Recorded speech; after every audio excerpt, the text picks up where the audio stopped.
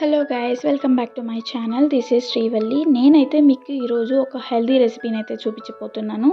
ఎందుకని ఇది హెల్దీ అని చెప్తున్నానంటే ఇందులో ఎక్కడ కూడా మనం చెప్పడానికి లేదు అన్హెల్దీ అనేసి, అందుకోసమే.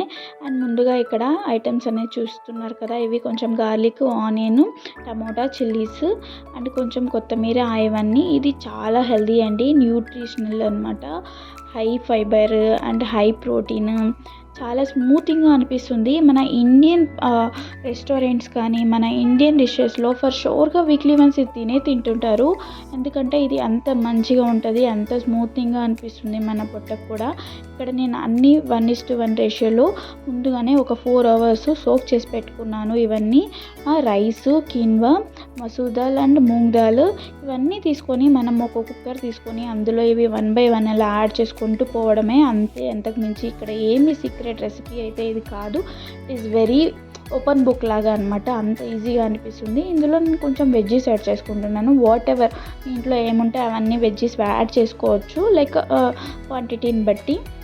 అండ్ ఇక్కడ టమాటో, మళ్ళీ గార్లిక్, ఆనియన్, ఇవన్నీ నేను చిల్లీస్, కొత్తిమీర, ఇవన్నీ అయితే నేను యాడ్ చేసేసాను. ఇందులో యాడ్ చేసిన తర్వాత మనము ఇందులోనే అన్నీ 1 by 1 యాడ్ చేస్తాం కదా. ఇది లైక్ ఏమంటే దీంట్లో మనము ఇలా పోపు పెట్టుకోకుండా డైరెక్ట్గా మనం వేస్తాం అంతే. దీనివల్ల మనం ఎక్కువ ఆయిల్ యూస్ చేయము. ఫస్ట్ ఇందులో 0 ఆయిల్ అయితే యూస్ చేశాను, నేను ఏమీ యూస్ చేయలేదు.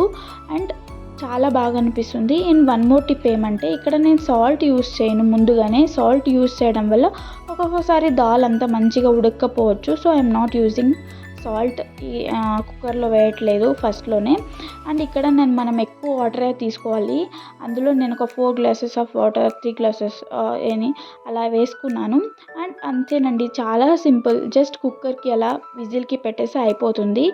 ఆఫ్టర్ దట్ చూసారు కదా, అయిపోయింది ఒక 4 విజిల్స్కి నాకు. ఇక్కడ చూద్దాము ఎలా కుక్ అయిందో చూసేద్దాము. నార్మల్గా అయితే ఒక్కోసారి పప్పు ఉడకదు కదా, కాకపోతే ఇక్కడ చూసారా ఎంత స్మూత్నింగ్గా ఉడికిపోయిందో. అసలు మనము మళ్ళీ దాన్ని స్మాష్ చేయాల్సిన అవసరమే ఉండదు. అండ్ ఫైనల్గా నేను ఇప్పుడు సాల్ట్ యాడ్ చేస్తున్నాను. దీనివల్ల కూడా ఏమి అంత ప్రాబ్లం ఏం కాదు, మనం సాల్ట్ లాస్ట్లోనే యాడ్ చేసుకోవచ్చు. అండ్ యాజ్ పర్ దట్ నేను యాడ్ చేశాను ఎంత ఉంటే దానికి. అండ్ ఇక్కడ కొంచెం మనము స్మాష్ చేసుకోవాల్సి ఉంటుంది, ఎందుకంటే ఇక్కడ చిల్లీస్ ఉన్నాయి కదా, అవి మంచిగా స్మాష్ అవ్వలేదు. జస్ట్ ఫర్ దాట్ నేను కొంచెం స్మాష్ చేసుకుంటున్నాను అంతే. ఆ తర్వాత ఇంకా ఫుల్ అయిపోయినట్టే. ఇది ఎలా అంటే లైక్ ఈవెన్ ఈ మధ్య రెస్టారెంట్స్లో కూడా మన బయట అంతా కూడా ఈ కిచిడిని ఫేమస్గా అమ్ముతుంటారు, ఆన్లైన్లో కూడా అమ్ముతుంటారు. లైక్ జొమాటో, స్విగ్గీలో కూడా it will be available. Most of the people అది కూడా ఆర్డర్ చేస్తుంటారు. అది 10 minutesలో మన ఇంట్లోనే చేసుకోవచ్చు. Only one thing we have to do before that, we have to soak all things, అంతే. అంతకుమించి ఏం లేదు. ఇట్స్ సో ఈజీ అండి. అండ్ లాస్ట్లో నేను గీ యాడ్ చేస్తున్నాను పోపుకి. ఇది చాలా అరోమాటిక్గా ఉంటుంది, చాలా టేస్టీగా ఉంటుంది. అండ్ మంచిగా స్ట్రెంగ్త్ కూడా మనకి ఇస్తుంది కదా, అందుకోసం నేను ఇక్కడ ఆవాలు అండ్ జీలకర్ర, కొంచెం కొత్తిమీర అండ్ ఇది వేసాను. గార్లిక్ అయితే వేసేసాను. ఇక్కడ చూసారు కదా ఎంత పొంగిపోతుందో. ఎందుకంటే ఇది గార్లిక్లో మనకు కొంచెం మాయిశ్చర్ ఉంటుంది కదా, అందుకనే ఇలా పొంగుతుంది అంతే, అంతకు మించి ఏం లేదు.